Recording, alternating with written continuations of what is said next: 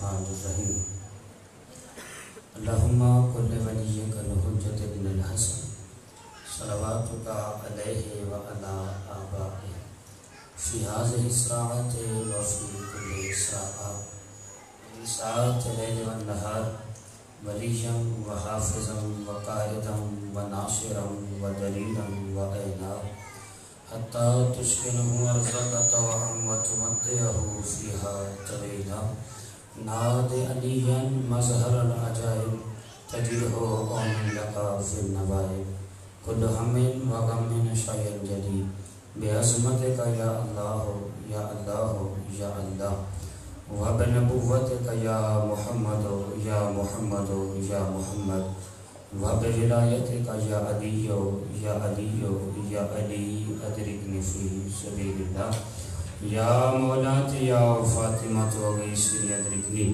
یا مولاتی یا فاطمہ توغیثنی ادرکنی یا مولاتی یا فاطمہ توغیثنی ادرکنی الودود یا رحمان یا قابض کرم بحق معصومین علیہ السلام الودود یا رحمان یا قابض کرم بحق معصومین علیہ السلام الودود یا رحمان یا قابض کرم بحق معصومین علیہ السلام اللہم صلی علی محمد و آل محمد مل کے بآواز بلند صلوات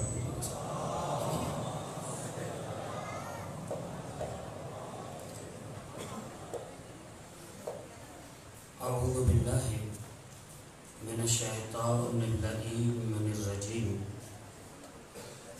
بسم اللہ الرحمن الرحیم الحمد للہ الذی جعل کمال دینہ و تمام نعمتہ بولایت امیر المومنین علی ابن ابی طالب علیہ السلام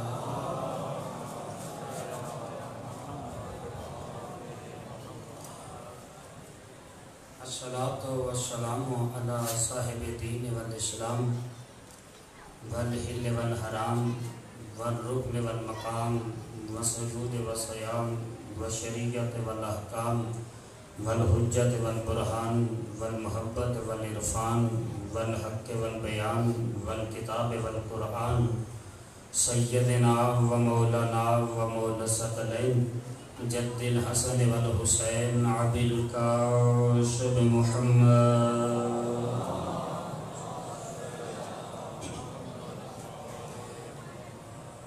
وعلى أهل بيته الطيبين الطاهرين المعصومين المخدومين المنتجبين المحرومين الذين أذهب الله عنهم الرجس وطهرهم تطهيرا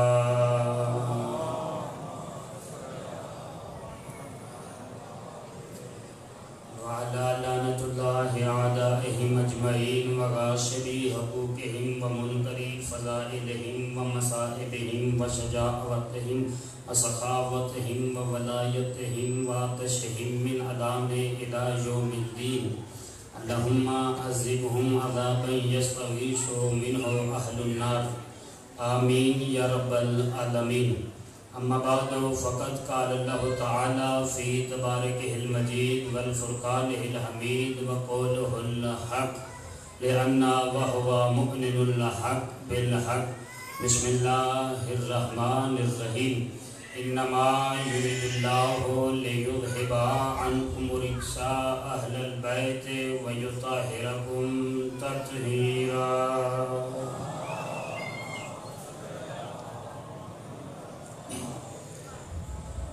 خالق کائنات سے دعا ہے اس ماتم کو اپنی بارگاہ میں منظور و مقبول فرمائے آپ تمام مومنین مومنات ماؤں بہنوں بیٹیوں بھائیوں عزیزوں دوستوں بزرگوں کا اس پاک بارگاہ میں آنا حسین پاک کی ماں اپنی بارگاہ میں منظور و مقبول فرمائے جو بھی مومن مومنہ جس نیت جس ارادے سے اس مجلس پاک میں آیا ہے بارکہ کائنات کو ان کی نیت اور ارادے کے مطابق جزا عطا فرمائے انجمن حاضر کی توفیقات خیر میں اضافہ فرمائے اس مسجد امام بارگاہ کو دن دگنی رات چگنی ترقی عطا فرمائے تا قیامت آباد و شاد فرمائے جو مومنین بیمار ہیں مالکہ انہیں شفائے کاملہ و عاجلہ عطا فرمائے جو بے اولاد ہیں انہیں ماتمی عطا فرمائے میری ایک بہن کے لیے کہا گیا ہے خصوصیت سے کہ 7 سال سے مالک نے انہیں اولاد نہیں دی. دعا کیجیے کہ سید سجاد کی عزت و عظمت کے صدقہ میں مالک انہیں ماتمی عطا فرمائے. اس دور ستم میں شیعہ نے حیدر قرار کو اتفاق و اتحاد عطا فرمائے. منتقم خون حسین وارث حقیقی امام حجت کے ظہور میں تعجیل فرمائے. ہم سب ان کے اوان و انصاروں میں شمار فرمائے. ایک مل کے باواز بلند سلوات.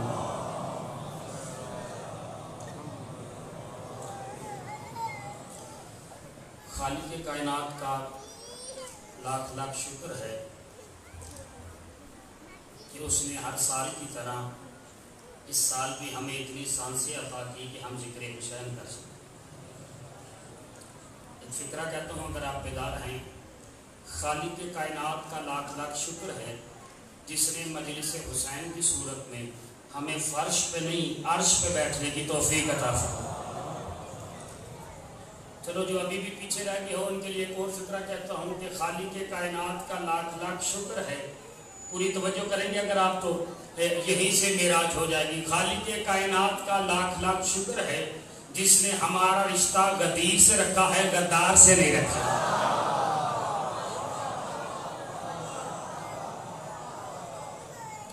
انتہائی شکریہ سید آپ کا باب ارشاد فرمائے.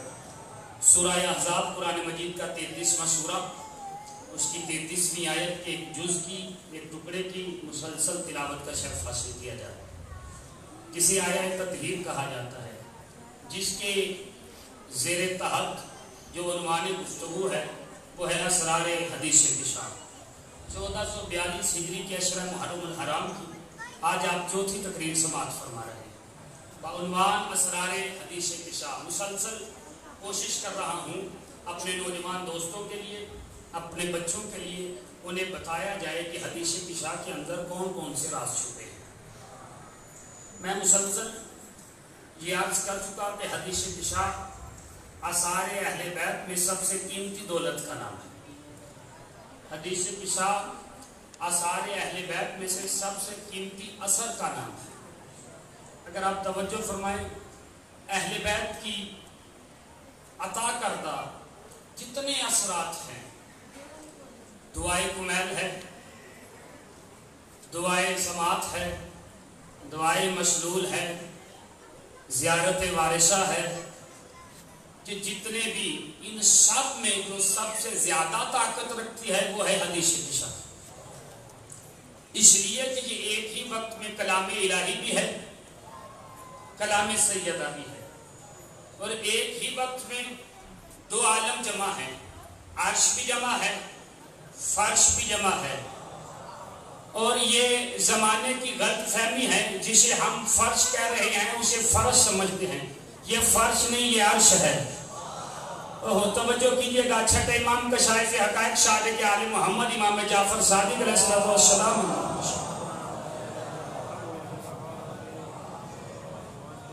مولا سے کسی نے پوچھا مولا یہ عرش کیا ہے؟ خدا کی قسم اگر کل تک مجھے دات کم ہوگی امام کا فکرہ وزنی ہوگا. مولا عرش کیا ہے؟ امام مسکرا کے کہتے ہیں میری دادی زہرا کے گھر کی چھت کا نام عرش ہے.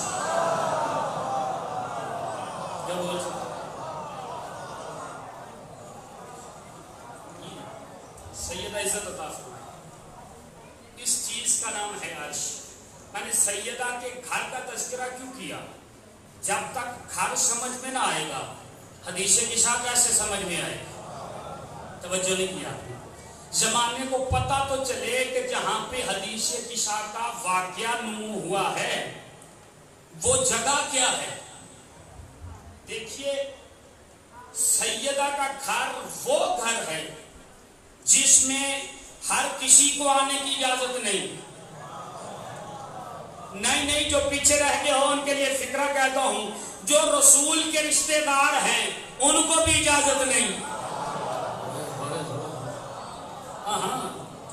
ہر کسی کو اجازت نہیں. چلو میں فکرہ کہہ دوں اگر آپ بیدار ہیں, وہ جو ہر جگہ آ جاتا ہے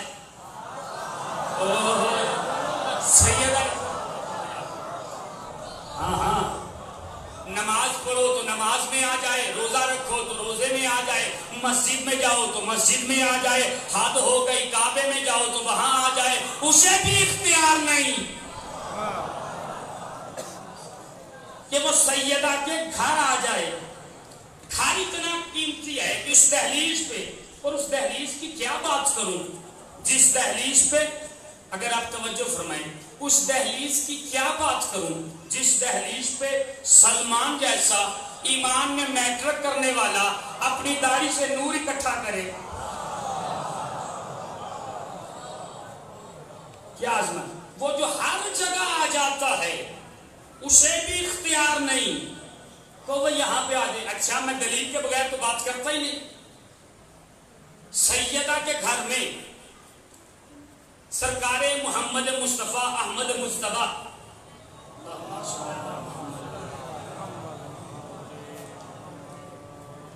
تشریف فرما ہے, مولا کائنات تشریف فرما ہے, خود سیدہ تشریف فرما ہے, امام حسن امام حسین تشریف فرما ہے.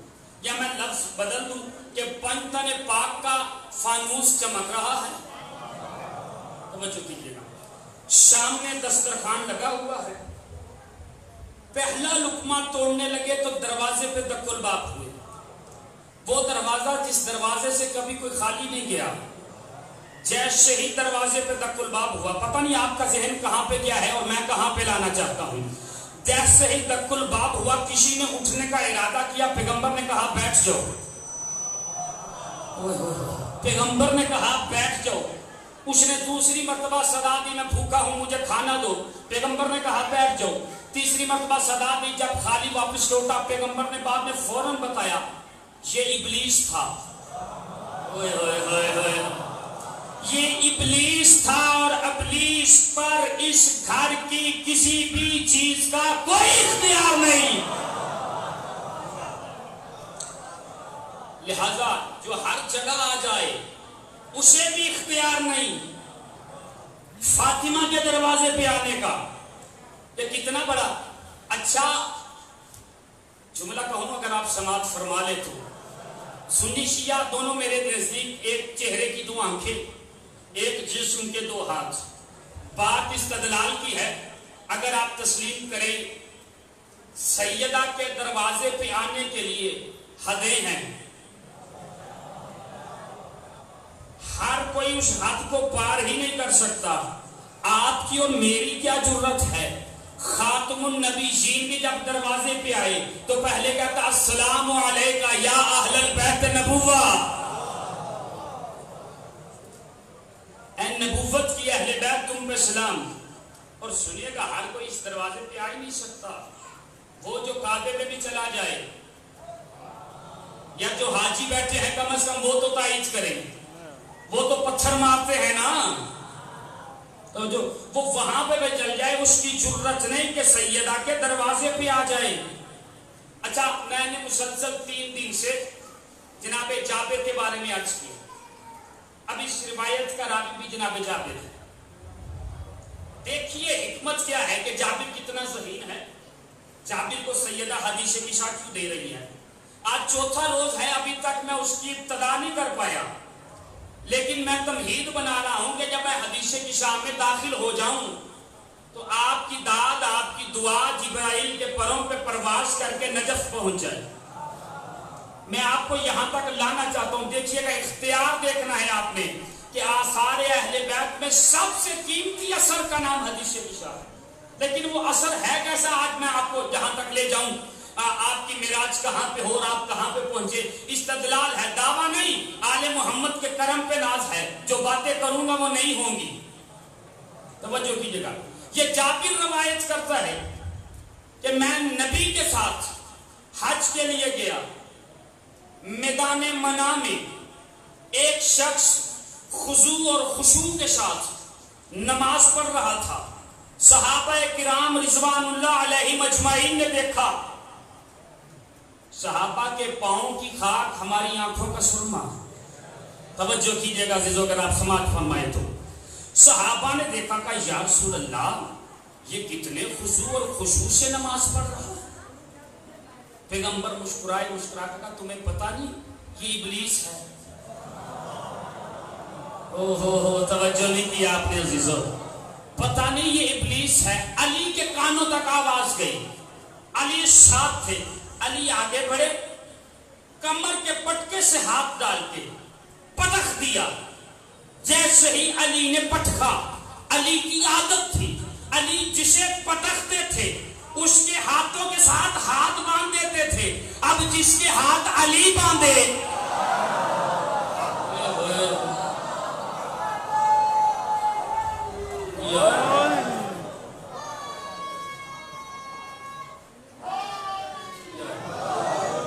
میں نہیں کہہ سکتا آپ کہاں پہ پہنچے. میں تو منا کے میدان میں ہوں, منا کے میدان میں ہوں جہاں میں آپ کو لے کے جانا چاہتا ہوں. توجہ کیجئے گا. علی نے ہاتھوں کو باندھا, پٹکا. نیچے ہے علی, اوپر ہے. نیچے سے منہ اٹھا کر کہا, یا علی مجھے کیوں مار رہے ہو؟ میرے پاس تو وقت معلوم کی مہلت ہے, اور میں جملہ کہہ رہا ہوں, اور میں تیرے دشمن کی اولاد میں شریک ہوتا ہوں. پیچھے رہ گئے یار. تیرے دشمن کی اولاد میں شریک ہوتا ہوں, لہذا آپ مجھے کیوں مارے؟ آوازیں یا علی سے چھوڑ دو, اس کے پاس وقت معلوم کی مہلت ہے. علی نے چھوڑا, ہاتھ کھولے, اور ہاتھ کھولنے کے بعد جب علی نے اسے آزاد کیا تو ایک فکرہ کہا, جو کرنا ہے چاہے کر لے, تجھے قتل علی ہی کرے گا. سنیے گا کہاں کہاں تک اس کی رسائی ہے. جہاں تک اس کی رسائی, اس کی جرت نہیں سیدہ کے دروازے پہ آنے کی. اب سنیے, جابر کی شخصی کا نام ہے, جابر کی شخصیت کا نام ہے. جناب جابر وہ ہیں جو بعد الرسول مدینے کی گلیوں میں, توجہ, جابر نام کے 3 صحابی میں نے بتائے تھے, لیکن ابھی میرے پاس وقت نہیں ہے کہ ہر صحابی پہ گفتگو کروں. مجھے حدیث کی شاخ کے پیغام, راز, میسج آپ تک پہنچانے ہیں. میں وقت کی شاکت بھی دیکھ رہا ہوں, یا جملہ کہہ دوں اگر آپ سمجھیں. حدیث کی شاخ کے فضائل کی دولت بھی میرے سامنے ہے, اور وقت کی غربت بھی میرے سامنے ہے. نہیں سمجھ پا رہے آپ. اب میں آپ کو لانا چاہتا ہوں, معیار دیکھیے سیدہ کے گھر کا معیار کیا ہے کہ بہت سے دروازے مسجد نبوی میں کھلتے تھے. نہیں, آپ کی اپنی مرضی ہے یار, آپ نے جیسے مرضی سنی. بہت سے دروازے کھلتے تھے, مجھے نہیں پتا کس کس کے کھلتے تھے, تاریخ سے جا کے پوچھو. لیکن تاریخ فقط یہ بتاتی ایک دروازہ ایسا ہے جو مسجد میں کھلتا تو ہے, لیکن ابلیس کی جرت نہیں اس دروازے تک پہنچ جائے. سمجھ میں آئے؟ لیکن جاؤ نبی کی حدیثیں تلاش کرو, نبی کے فرمان تلاش کرو, نبی کی سیرت تلاش کرو. نبی نے کہا تھا میرے بعد اس میں سے کسی ایک دروازے میں سے شیطان نکلے گا. سمجھ میں آیا؟ تاریخ سے جا کے پوچھو حدیث کے ساتھ کس چیز کا نام ہے. آثار اہل بیت میں سب سے مضبوط اثر کا نام حدیث کے ساتھ ہے. ہر چیز کا اثر ہوتا ہے. میں گفتگو کر رہا ہوں, اس کا اثر ہے. آپ میری گفتگو کی تائید کر رہے ہیں, اس کا اثر ہے. آپ بچوں کو حلال رزق کھلا رہے ہیں, اس کا اثر ہے. آپ بچوں کو حرام رزق کھلا رہے ہیں, اس کا اثر ہے. آپ بچے کی اچھی تربیت کر رہے ہیں, اس کا اثر ہے. آپ بچے کی بری تربیت کر رہے ہیں, اس کا اثر ہے. آپ تلاوت قرآن کریں, اس کا اثر ہے. آپ نماز پڑھیں, اس کا اپنا اثر ہے. آپ رکوع کریں, اس کا اپنا اثر ہے. لیکن مجھے اتنا تو بتاؤ حدیث کی شاخ کا اثر کیا ہے؟ توجہ نہیں کر رہے آپ. آج ایک طبقہ اٹھا ہے, وہ طبقہ کہہ رہا ہے حدیث کی شاخ نہ پڑھو, دعائے کمیل پڑھو. میں نے کہا کیوں حدیث کی شاخ کیوں نہ پڑھیں, دعائے کمیل کیوں پڑھیں؟ انہوں نے کہا بس حدیث کی شاخ نہ پڑھو, دعائے کمیل پڑھو. میں نے کہا نہیں, اپنا عقیدہ درست کرو, حدیث کی شاخ بھی پڑھو, دعائے کمیل بھی پڑھو. میں نے کہا فرق کیا ہے دعائے کمیل میں اور حدیث کی شاخ میں؟ فرق یہ ہے کہ دعائے کمیل میں اہل بیت نے بتایا کہ اللہ کیا ہے, اور حدیث کی شاخ میں اللہ نے بتایا اہل بیت کیا ہے.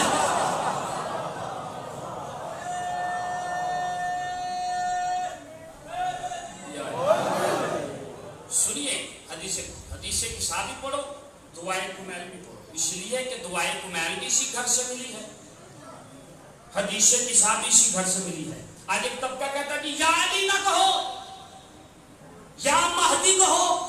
میں نے کہا کیوں؟ کہا جی علی کا دور نہیں ہے، مہدی کا دور ہے۔ میں نے کہا ہمیں کم عقل بنا رہے ہو، خیبر میں جا کے دیکھو، پہلے محمد کا دور ہے، بلایا علی کو جا رہا ہے۔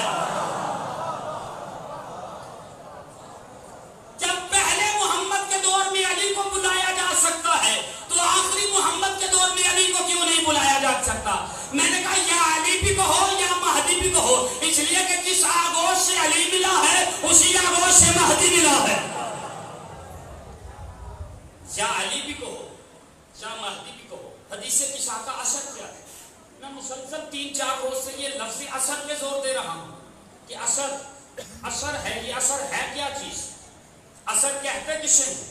آئیے قرآن سے پوچھتے، قرآن تو بتا اثر کسے کہتے ہیں؟ دیکھیے عین سواد رے یہ والا اثر نہیں، الف سے رے، یا جو بول سکتے ہو یہ والا اثر قرآن سے پوچھتے ہیں۔ سورہ کہف خدا نے ایک واقعہ نقل کیا، خدا نے حضرت موسیٰ کو کہا موسیٰ تمہیں خضر کی ملاقات کے لیے جانا ہے، اس کا طریقہ کار یہ ہے ایک مچھلی لو، اسے بھون لو، بھون کے نمک لگاؤ، نمک لگا کے اپنے توشہ دان میں رکھ دو۔ شاید نوجوان بچوں کے لیے باتیں نہیں ہو، توجہ کیجیے گا، نمک لگا کے اپنے توشہ دان میں رکھ دو اور سفر پہ گزر جاؤ، اور اپنے ساتھ اپنے وسیع یوشع بن نون کو لے لو اور دونوں سفر پہ جاؤ، جہاں مچھلی زندہ ہو کے اپنے آپ دریا میں چلی جائے وہاں تمہاری ملاقات خضر سے ہوگی۔ توجہ کیجئے گا عزیزو، تفسیر قرآن بیان کر رہا ہوں، سنی شیعہ دوستوں کے لیے عرض کر رہا ہوں، اگر آپ توجہ فرمائے تو۔ اب موسیٰ نے اللہ کا حکم مانا، مچھلی لی، بھونا، نمک لگایا، توشہ دان میں رکھ لیا۔ یوشع بن نون سے کہتے ہیں کہ یاد رکھنا جہاں پہ مچھلی زندہ ہو کے چلی جائے مجھے بتا دینا۔ اب دونوں باتیں کرتے جا رہے ہیں، دریا کے کنارے سفر کرتے کرتے کرتے کرتے کرتے کرتے باتیں کرتے کرتے کرتے جب بھوک لگی تو مچھلی یاد آئی۔ توجہ نے کیا، جب بھوک لگی تو مچھلی یاد آئی۔ موسیٰ نے کہا یوشع بن نون سے تم بتاؤ وہ مچھلی کدھر ہے؟ یوشع بن نون کہتے بتانا بھول گیا، وہ پچھلی منزل پہ اپنے آپ زندہ ہو کے دریا میں چلے گئے۔ موسیٰ نے کہا وہی تو ہماری منزل تھی جہاں پہ ہم نے پہنچنا تھا۔ یہاں پہ قرآن بولا فرتدہ علی آثارہما قصصا، لفظ اثر پہ نہیں بولے آپ یار، فرتدہ علی آثارہما قصصا، دونوں موسیٰ اور یوشع بن نون دونوں اپنے قدموں کے نشان پہ واپس پلٹے۔ اس کا مطلب یہ ہے کہ نبیوں کے قدموں کے نشان اثر ہوتے ہیں۔ نہیں نہ قرآن فہمی کا شوق ڈالو، نبیوں کے قدموں کے نشان اثر ہوتے ہیں۔ اچھا اگر یقین نہ آئے تو جاؤ حج پہ مقام ابراہیم پہ پہنچو، نشان قدم اثر ہے۔ اگر اب بھی یقین نہ آئے تو جاؤ مشرق میں نیشاپور چلے جاؤ، امام علی رضا کے نشان قدم، یعنی معصوم وہ ہوتا ہے جس کے نشان قدم اثر ہوں۔ اللہ جانے میں کس رخ سے آپ کو حدیث نشان پہ لا رہا ہوں، اگر آپ توجہ فرمائے تو معصوم کے نشان قدم اثر ہوتے ہیں، نقش قدم معصوم کے اثر ہوتے ہیں۔ علی ابن یقطین صحابی ہے حضرت امام حسن عسکری علیہ السلام کا۔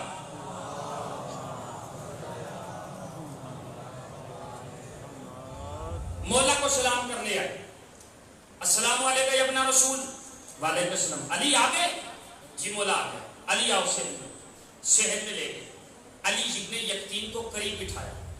جتنے افراد تشریف فرما ہوں اگر آپ توجہ فرمائیں تو ایک عجب سا رزلٹ میں پیش کرنے لگا ہوں۔ قریب بٹھایا، بٹھا کے کہتے علی آج تجھے وہ نہ دکھاؤں جو تو نے پہلے کبھی نہیں دیکھا۔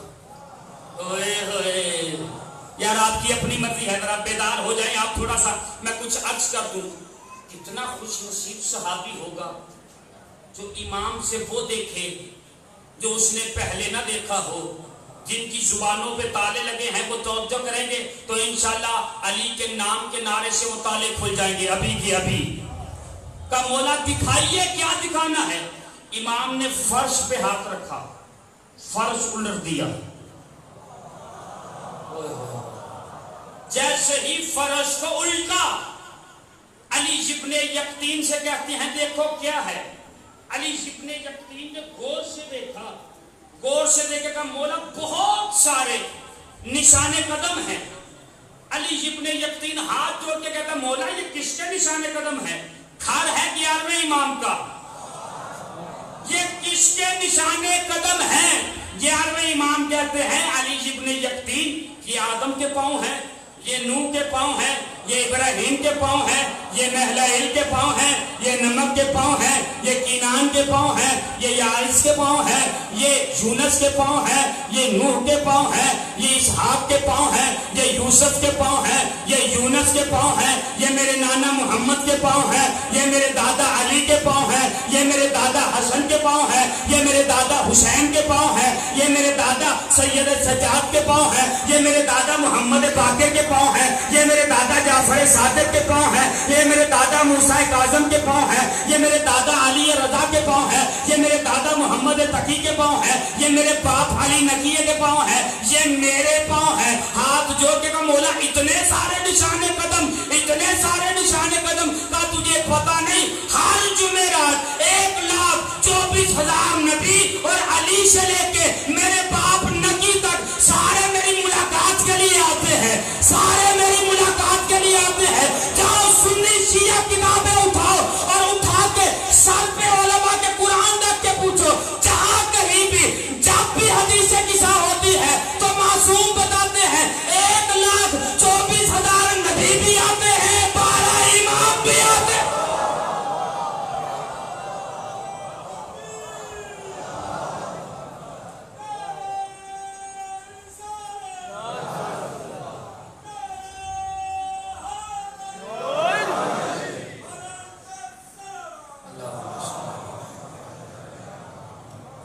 نشان قدم سمجھ میں آیا؟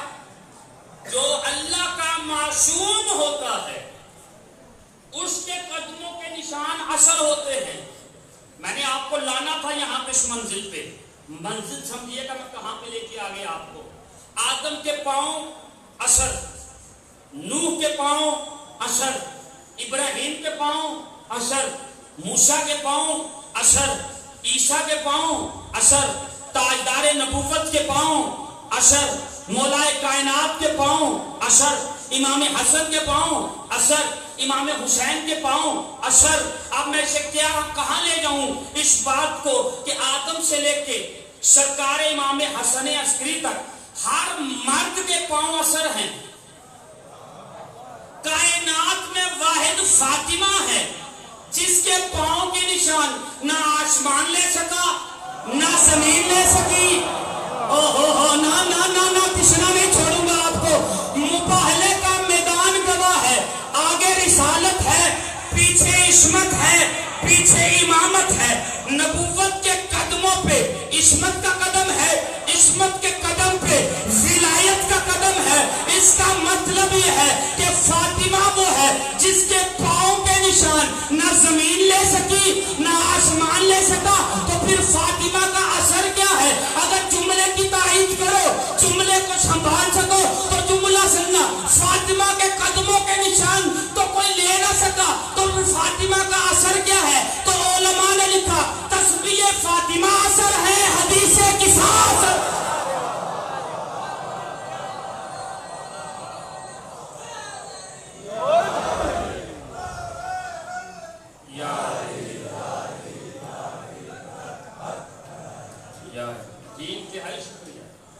تسبیح فاطمہ اثر ہے، حدیث قصہ اثر ہے۔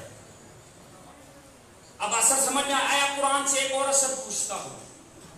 اثر تو دیکھیے کیا ہے۔ سورہ عادیات، بسم اللہ الرحمن الرحیم، والعادیات ضبحا فالموریات قدحا فاثرن بہ نقعا۔ خدا کہتا ہے کہ مجھے تیز دوڑتے ہوئے گھوڑوں کی قسم، ان کے پاؤں سے نکلنے والی چنگاریوں کی قسم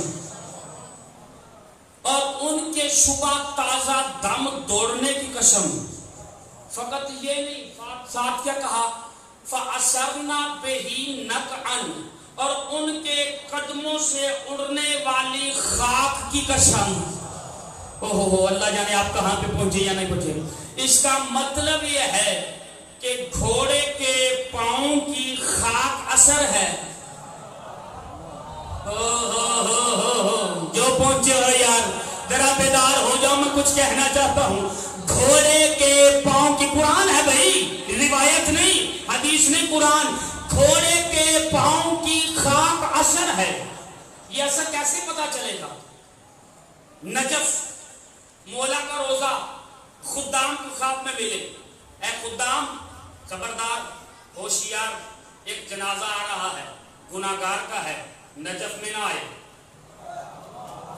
توجہ نہیں کر رہے.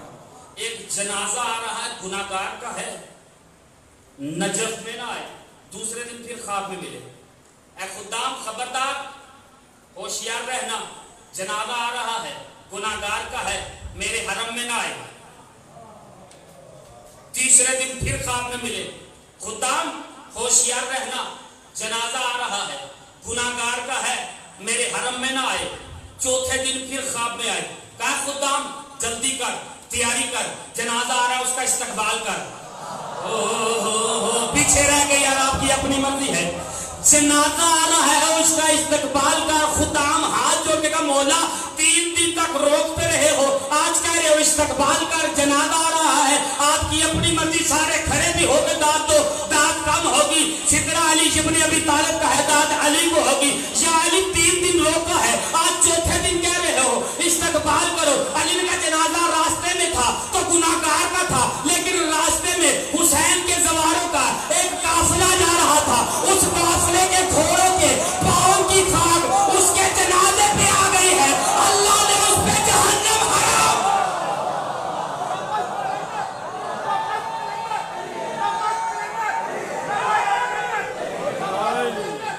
سارے مل کے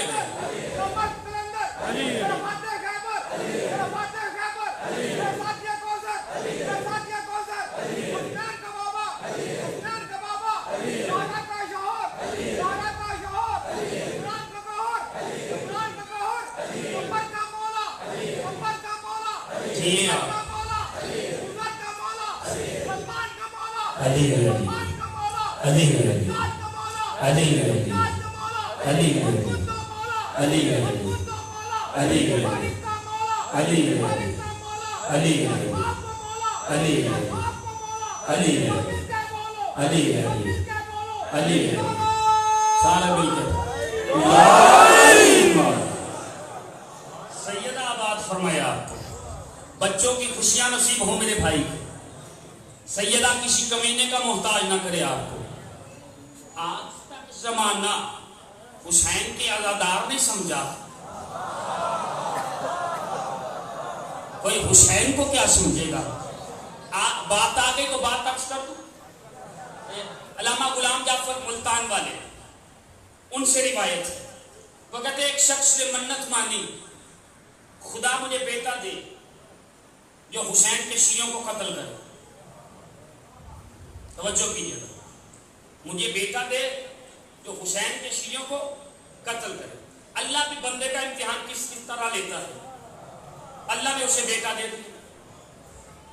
اب وہ بیٹے کو پال رہا ہے اور ہر لقمے کے ساتھ کہتا ہے جلدی کھا، جلدی جوان ہو، تجھے حسین کے شیعہ قتل کرنے ہیں. توجہ نہیں کیا آپ نے. کھلاتا تھا ہر لقمے کے ساتھ، کہتا تھا جلدی جوان ہو، تجھے حسین کے شیعہ قتل کرنے ہیں. اب جسے ہر لقمے کے ساتھ گھٹی یہ ملے، نوالا یہ ملے کہ حسین کے شیعہ قتل کرنے ہیں. آج بھی ہے، نام پوچھ پوچھ کے گاڑیوں سے اتار کے قتل کیے جاتے. جتنے مرضی قتل کر لو، یہ کوئی ختم ہونے والے ہیں؟ توجہ نہیں کیا آپ نے. اب وہ جوان ہو گیا، کڑیل جوانی میں پہنچا، باپ اسے ایک راستے میں لایا، ساتھ اس کے قافلہ. کہا کہ اس راستے سے حسین کے زواروں کا قافلہ گزرے گا، جاگتے رہنا، قافلہ خالی نہ جائے، چن چن کے مارنا۔ وہ اس راستے پہ بیٹھ گیا، جیسے ہی اس راستے پہ بیٹھا دیر گزر گئی، کوئی قافلہ نہ آیا۔ آدھی رات کے بعد اس کی آنکھ لگ گئی، جیسے ہی اس کی آنکھ لگی ایک حسین کے زواروں کا قافلہ گزرا، قافلہ آگے نکل گیا، اس کی آنکھ کھلی، ہاتھ ملتے ہوئے کہتا ہے ساری زندگی جس مقصد کے لیے پالا تھا وہ ہاتھ سے نکل گیا، ساری زندگی جس مقصد کے لیے پالا تھا وہ ہاتھ سے نکل گیا۔ باپ آیا، بیٹے کو پریشان دیکھا، کہا کیا ہوا؟ کہا آنکھ لگ گئی، قافلہ گزر گیا۔ اس کی پشت پہ تھپیڑا مار کے کہتا گھبراتا کیوں ہے؟ یہ کوئی ختم ہونے والے ہیں؟ آپ کی اپنی مرضی ہے یار، آج نہیں تو کل صحیح، یہ کون سی بات ہے؟ باپ اسے لقمہ کھلانے لگا، لقمہ حلق میں اڑا، وہیں پہ مر گیا۔ جیسے ہی وہیں پہ مر گیا، جوان بیٹے کو دفنا کے واپس آیا، حسرت دل میں رہ گئی، رات سویا، عالم میں خواب میں وہی بیٹا ملا، مل کے باپ کو کہتا بابا کبھی حسین کے شیعوں کو قتل نہ کرنا۔ ہوئے ہوئے ہوئے نہیں رزلٹ پہ نہیں پہنچیا، کبھی حسین کے شیعوں کو قتل نہ کرنا، کبھی عزاداروں کو قتل نہ کرنا، کبھی ماتمیوں کو قتل نہ کرنا۔ کہا کیوں؟ کہا ساری زندگی جس مقصد کے لیے تو نے مجھے پالا تھا وہ مقصد میرے ہاتھ سے گزرا، میری آنکھ لگی، میرا ہونا یہ چاہیے تھا کہ مجھے جہنم میں لے جاتے، لیکن ہوا کیا؟ تو قبر میں اتار کے چلا گیا، فرشتے آئے ہیں مجھے احترام کے ساتھ جنت میں لے جا رہے ہیں، احترام کے ساتھ جنت میں لے جا رہے ہیں۔ میں نے فرشتوں سے پوچھا مجھے جنت میں کیوں لے کے جا رہے ہو؟ فرشتوں نے کہا جب تیری آنکھ لگی تھی حسین کے زواروں کا ایک قافلہ گزرا تھا، ان کے گھوڑوں کے پاؤں کی مٹی تیرے ناک کے ذریعے تیرے حلق میں اتر گئی، اللہ نے تیرے لیے جہنم حرام کر۔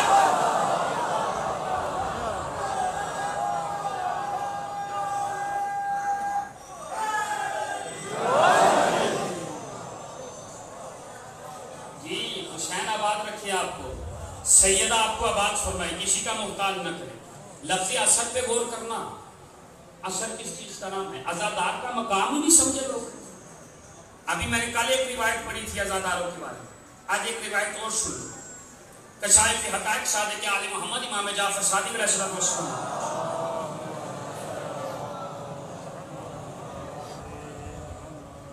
کے سامنے چند شیعہ آئے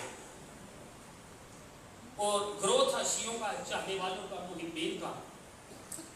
رات کا وقت تھا، امام کو دیکھ رہے، امام کو دیکھنے کے بعد آسمان کو دیکھا، دیکھے کہتے مولا وہ ستارہ کتنا خوبصورت ہے، وہ ستارہ کتنا خوبصورت ہے، وہ ستارہ کتنا خوبصورت ہے، وہ ستارہ کتنا خوبصورت ہے۔ امام کہتے میری ان دو انگلیوں کے درمیان دیکھو۔ اب جو دیکھا تو فرشتے کہہ رہے تھے وہ شیعہ کتنا پیارا ہے، وہ آزادار۔ سمجھیے عظمت، سمجھیے۔ ابھی تو لوگ ہماری عظمت نہیں سمجھے، آل محمد کی کو کیا سمجھے گا؟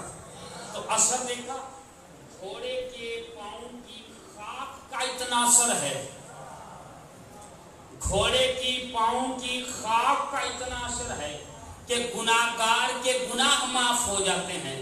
اس لیے کہتا ہوں حدیث قصاء پڑھو تاکہ گناہ معاف ہو جائیں۔ سمجھیے گا۔ اچھا ایک فکرہ کہہ رہا ہوں خدا کی قسم، اب یہ بھی ممبر پہ مالکہ نے دیا ہے، اگر آپ نہیں سمجھیں گے تو پھر کون سمجھے گا؟ ارے جس گھوڑے پہ آپ اور میں بیٹھے اس کے پاؤں کی خاک اتنی عظمت رکھتی ہے، تو جس گھوڑے کو زہرا اپنی چادر میں دانے کھلا رہی،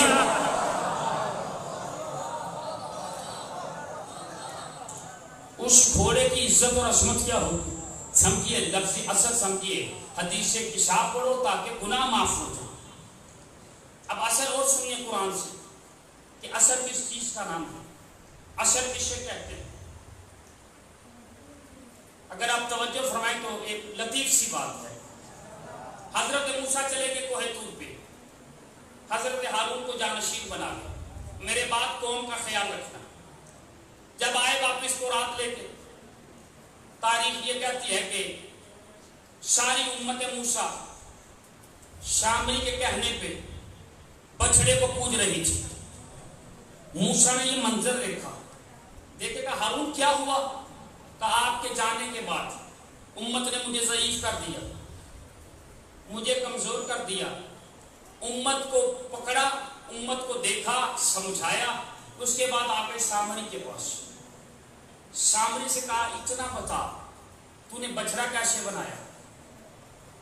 سامری کہتا آپ چلے گئے کوہ طور پہ، میں نے سونا جمع کیا، سونا جمع کر کے سونے کا ایک بچڑا بنایا۔ موسیٰ کہتے ہیں مجھے بھی نظر آ رہا ہے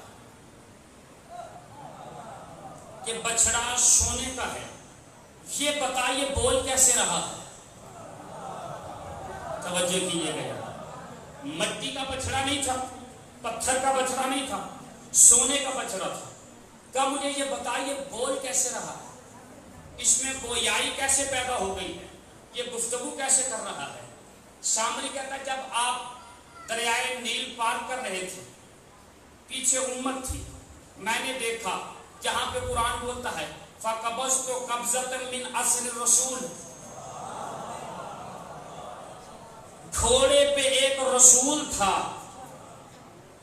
یہاں جبرائیل کو رسول کہا گیا ہے، گھوڑے پہ ایک رسول تھا، میں نے دیکھا جب اس کے گھوڑے قدم اٹھاتا تھا تو گھوڑے کے پاؤں کے نیچے جو مٹی تھی وہ پھڑ پھڑاتی تھی۔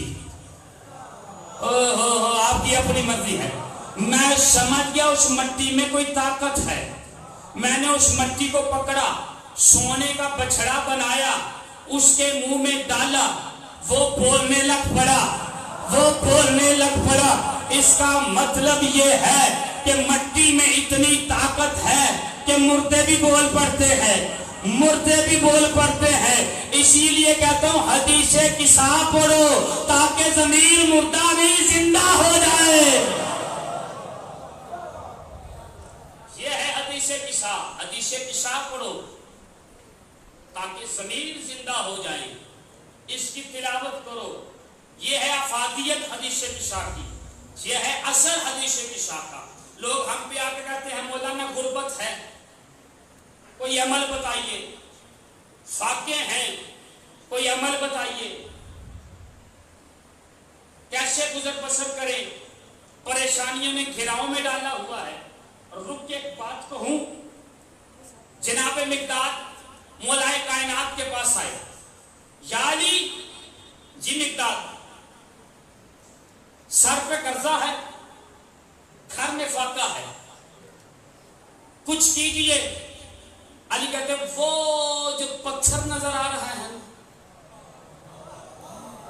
جی کا وہ لے کے آ، وہ پتھر لے کے آئے۔ علی نے لعاب دہن پتھر کو لگایا، سونے کا ہو گیا۔ کہا لے مقداد لے جا۔ مقداد باہر گئے، پتھر کو توڑا، توڑنے کے بعد ایک ٹکڑا لیا، اس سے اپنا قرض بھی ادا کیا، گھر کا راشن بھی لیا، بقایا لا کے مولا کو۔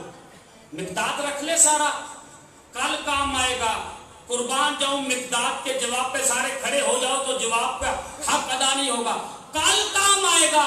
مولا کے قدموں میں رکھ کے کہتا مولا کل کی فکر وہ کرے جس کے پاس علی نہ ہو۔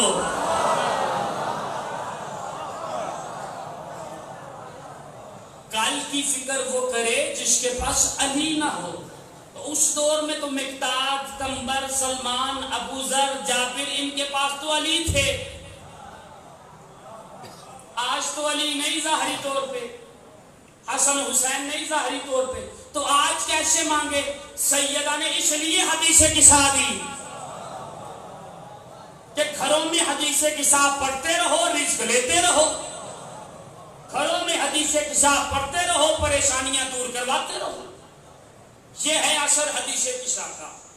زمانے کی سمجھ میں اگر حدیث قصہ آ جاتی، خدا کی قسم کبھی بھی علی کی بہو بیٹیاں شام کے بازار میں نہ آتی۔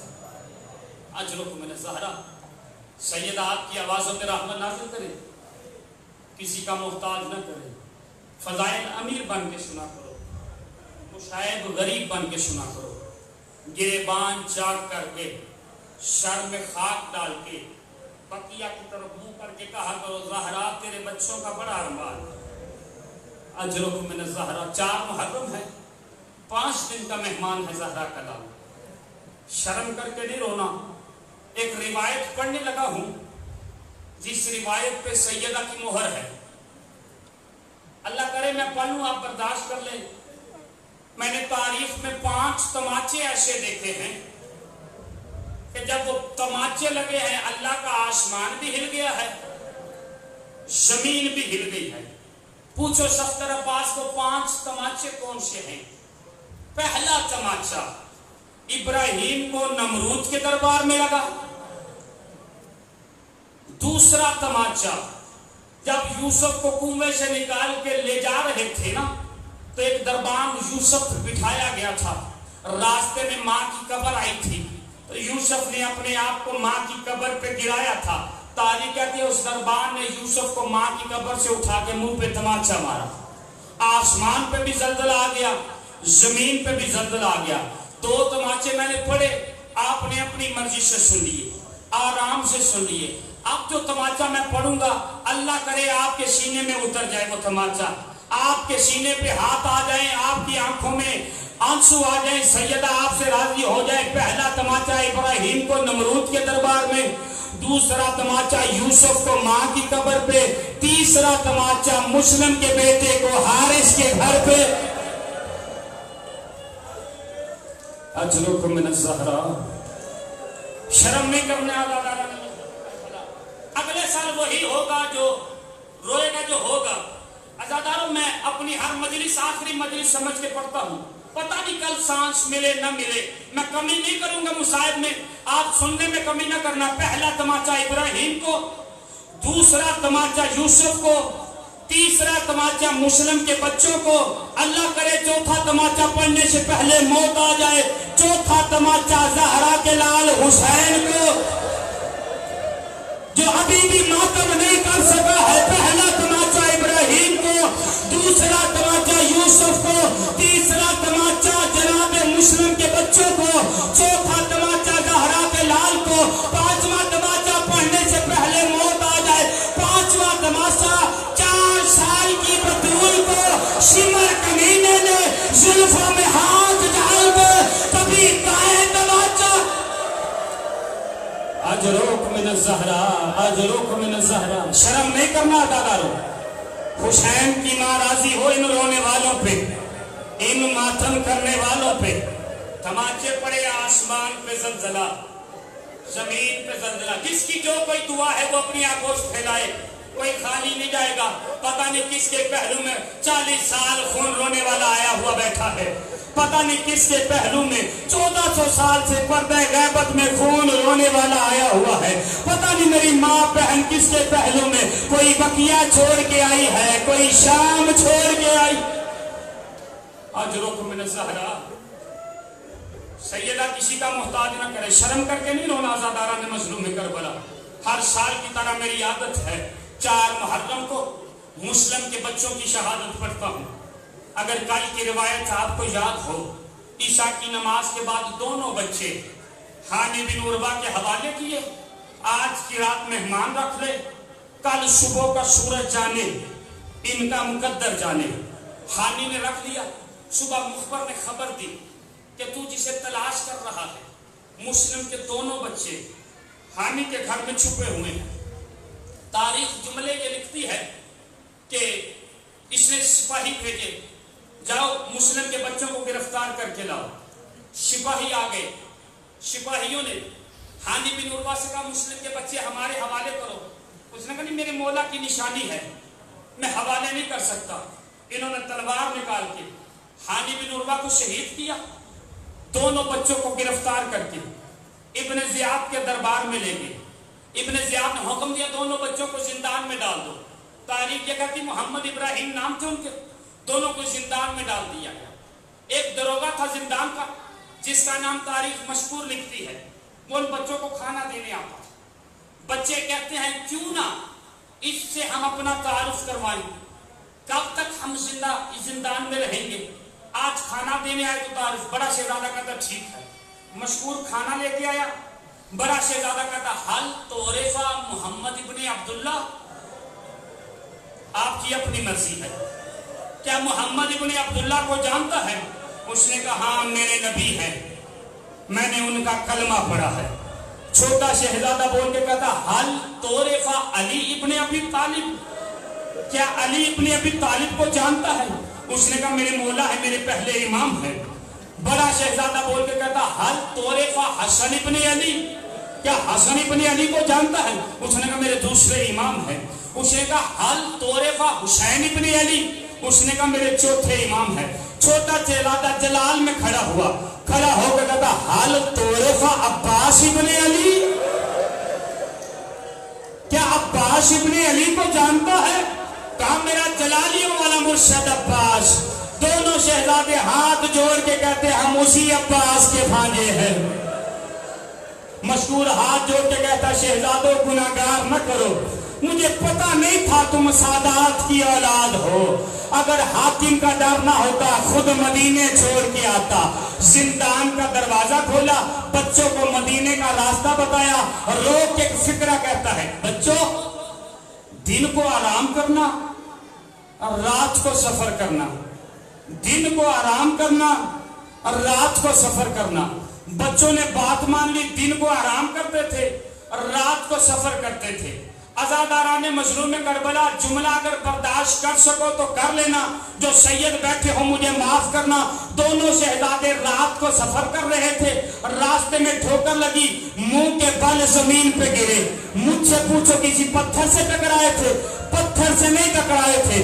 ایک کٹی ہوئی گلے والی ایک لاش پڑی تھی, اس لاش سے دونوں بچے ٹکرائے جس کے پاؤں میں رسیاں بندھی ہوئی تھی. گلا نہیں تھا, پہچان نہیں پائے. عزاداران مظلوم کربلا مسلم کو ذبح کر کے پاؤں کے ساتھ لاش باندھ کے کبھی کسی گلی میں کبھی کسی. اجرکم من الزہرا. سید آپ کی آوازوں پر رحمت نازل کریں. دونوں بچے سفر کر رہے ہیں. سفر کرتے کرتے دریا کا کنارہ آ گیا. تہجد کا وقت گزر گیا. فجر کا وقت قریب آ گیا. نماز پڑھنے کے بعد ایک درخت کے اوپر آرام کرنے لگے. ایک مالکن کی کنیز دریا سے پانی بھرنے آئی. دیکھا پانی میں 2 چاند چمک رہے ہیں. جلدی سے اس نے درخت کی طرف دیکھا, کہا شہزادوں نیچے آؤ. شہزادے نیچے آئے. ایک مرتبہ کہا تم کون ہو؟ کہا نہ پوچھو, جسے بتاتے ہیں تماچے مارتے.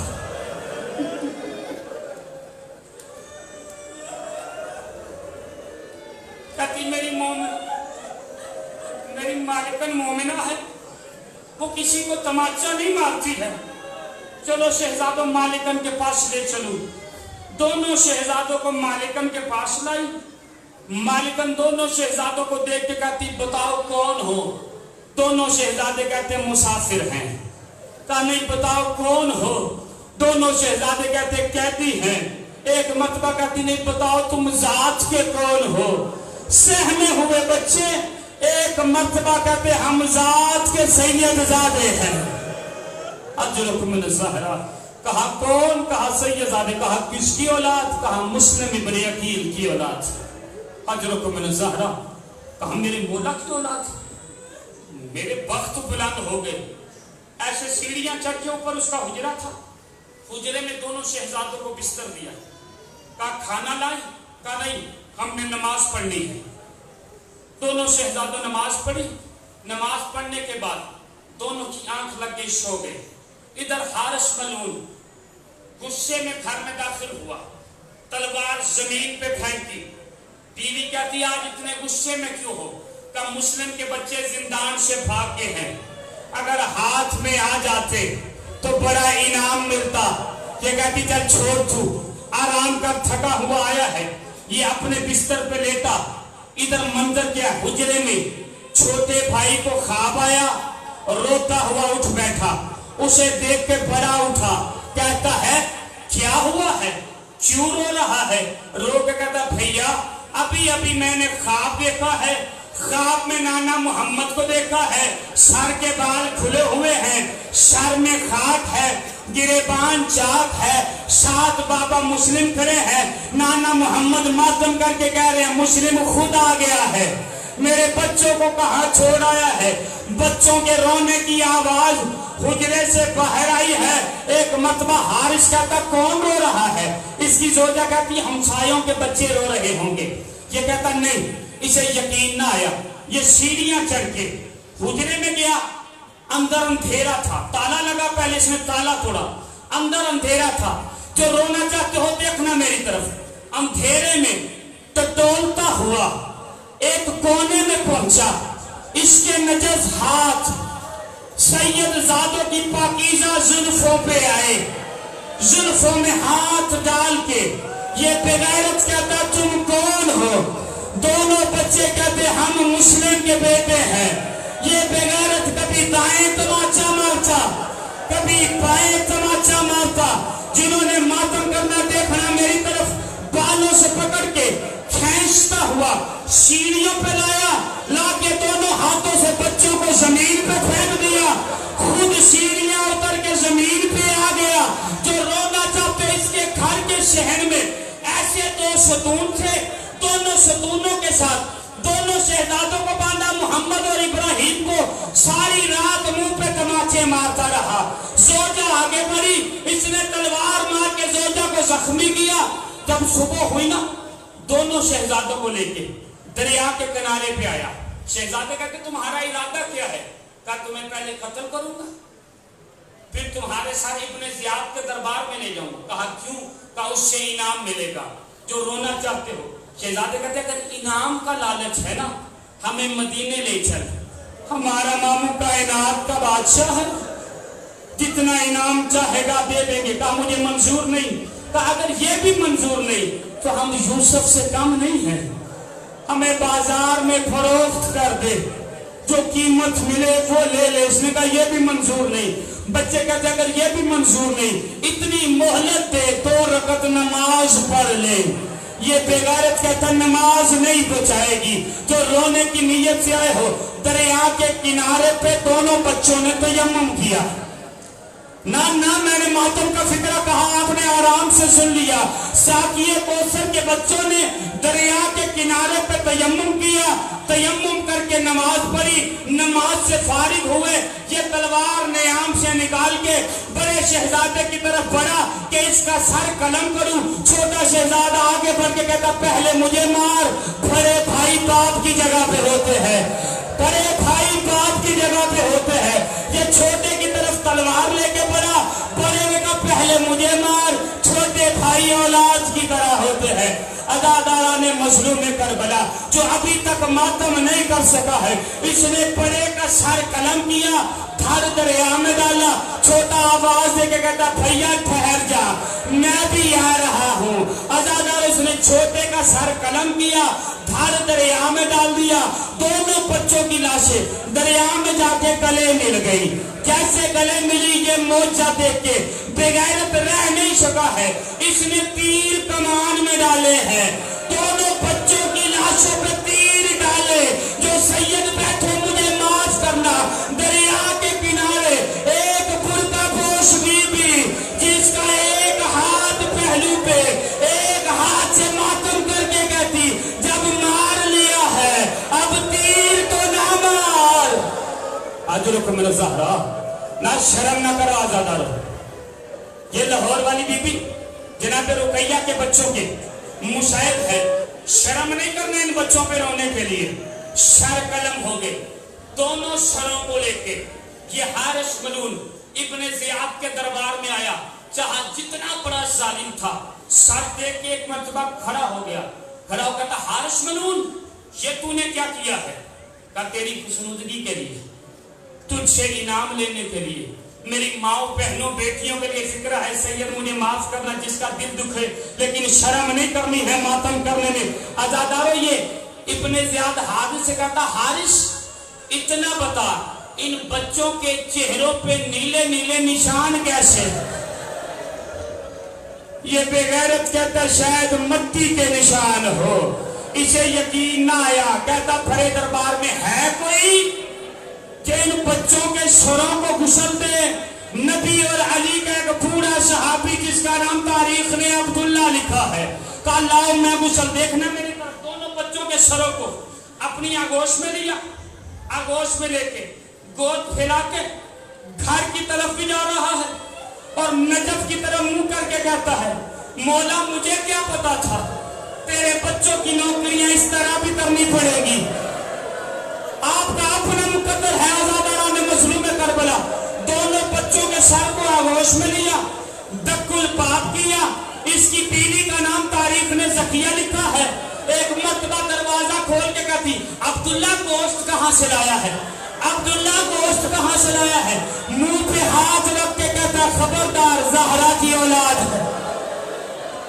آج رخ من الزہرا، سید بن گیا کربلا کا ماحول، سید آباد فرمائے بس چند لمحوں کی اجازت کا زکیہ جلدی کر ان بچوں کے سر کو غسل دے۔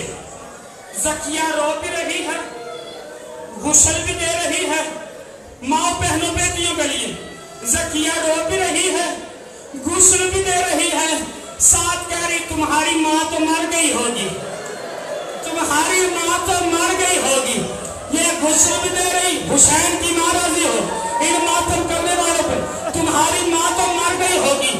اتنے میں زکیہ نے کیا دیکھا، اس کے گھر کی چھت پہ ایک نور ہے جس کا ایک ہاتھ پہلو پہ ہے، ایک ہاتھ سے ماتم کر کے کہتی زکیہ آرام سے دھو، میں نے زکیہ پیس کے پالے۔ آج رخ من الزہرا، آج رخ من، شرم نہیں کرنی ہے دادا، جس کا سر پہ ہاتھ آتا ہے سر پہ مار لے، جس کا سینے پہ آتا ہے سینے پہ مار لے، اگلے سال وہی روئے گا جو ہوگا۔